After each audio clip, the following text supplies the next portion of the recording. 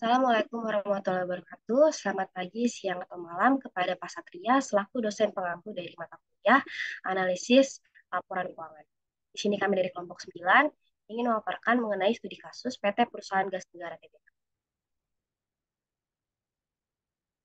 Di sini anggota kelompok kami, yang pertama ada Arnold Joshua Hamilton dengan NIM 20 10 11 25 8, lalu saya sendiri Regina Rahel dengan NIM 21 10 11 21 50, dan Unit Kelvin Erika dengan NIM 21 10 11 21 60. Untuk yang pertama, saya ingin memaparkan mengenai profil dan sejarah singkat mengenai PT Perusahaan Gas Negara. PT Perusahaan Gas Negara atau Persero disingkat sebagai PGN adalah sebuah BUMN yang bergerak di bidang transmisi dan distribusi gas. Semula pengusahaan gas di Indonesia adalah perusahaan gas swasta Belanda yang bernama IJN Eindhoven dan Co.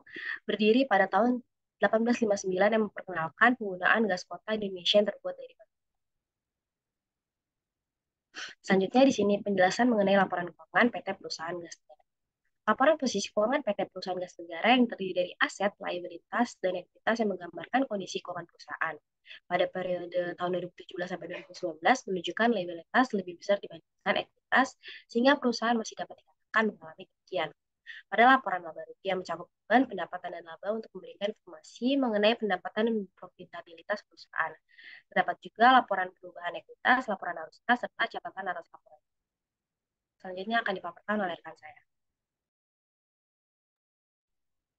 Baik, untuk kasusnya sendiri, secara keseluruhan terdapat kestabilan naik turunnya rasio arus kas operasional terhadap total utang pada tahun 2017 sampai 2021. Lalu pada tahun 2020 sendiri terjadi penurunan rasio arus kas operasional terhadap jumlah utang sekitar 10,65%. Rasio arus kas operasional terhadap jumlah utang lancar pada tahun 2018 terjadi penurunan sekitar 29,27%, yang sebagiannya disebabkan oleh penurunan pembayaran pajak penghasilan atau PPH sebesar 93.984.877 pada arus kas operasional, namun berdasarkan perhitungan secara manual, seharusnya terjadinya penurunan pembayaran pajak itu sekitar 56.577.467 US dollar. Next.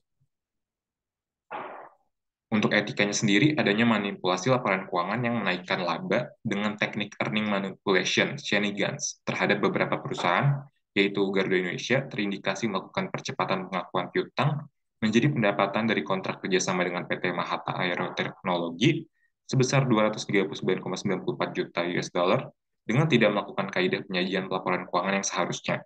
Dan PT Envit Technologies Indonesia Tbk menerapkan kebijakan pengakuan pendapatan yang agresif dengan percentage of completion serta pengkapitalisasian aset yang mengurangi beban secara agresif. Next. Baik, selanjutnya adalah pelanggaran yang terjadi pada PT Perusahaan Gas Negara Tbk. Jadi sebenarnya pada tahun 2017 sampai 2022 secara keseluruhan di PT ini terdapat penurunan arus kas operasional yang paling tinggi itu pada tahun 2020 karena disebabkan oleh pandemi COVID-19 yang mana memperburuk kondisi operasional perusahaan. Lalu kenaikan arus kas operasional itu paling tinggi terjadi pada tahun 2021 yang mana perusahaan ini menarik dana kembali sebesar 926,8 miliar atas kemenangan perkara kasus sengketa pada tahun 2012 dan juga 2013 yang mana berpotensi terjadinya penurunan utang lancar yang besar. Nah, dari kondisi tersebut mengakibatkan atau menimbulkan pelanggaran yang pertama yaitu PGA ini terindikasi melakukan manipulasi karena di laporan keuangannya itu utang jangka panjangnya pada laporan neraca itu meningkat, sedangkan arus kasnya pada bagian pendanaan itu naik turun serta arus kas operasionalnya sejalan dengan naik turunnya pendapatan neto.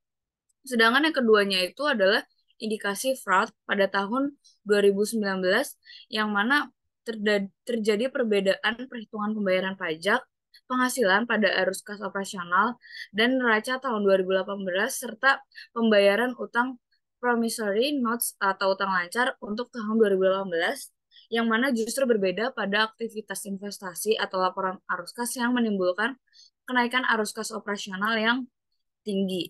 Selanjutnya itu dari pelanggaran-pelanggaran serta penjelasan yang sudah kami jelaskan tadi, dapat disimpulkan bahwa laporan keuangan PT Perusahaan Gas Negara Tbk ini terindikasi terjadinya fraud dari sisi arus kas yang berbeda dari sisi laba yang hanya berfokus pada pengakuan dan pemindahan pendapatan dan beban dari atau ke periode lain tanpa mempertimbangkan adanya upaya menaikkan arus kas operasional untuk menarik perhatian investor atau pihak lain lewat perpindahan atau aliran masuk keluarnya kas operasional dari atau ke aktivitas investasi atau aktivitas pendanaan yang tidak seharusnya. Nah, dampak dari kasus atau pelanggaran yang dilakukan PT Perusahaan Gas Tbk ini yaitu mereka harus membayar sebesar 3,6 triliun atas tuntutan perkara tersebut pada tahun 2021 oleh Mahkamah Agung. Mungkin sekian presentasi dari studi kasus finansial analisis PT Perusahaan Gas Negara Tbk. Kurang lebihnya mohon maaf. Terima kasih. Wassalamualaikum warahmatullahi wabarakatuh.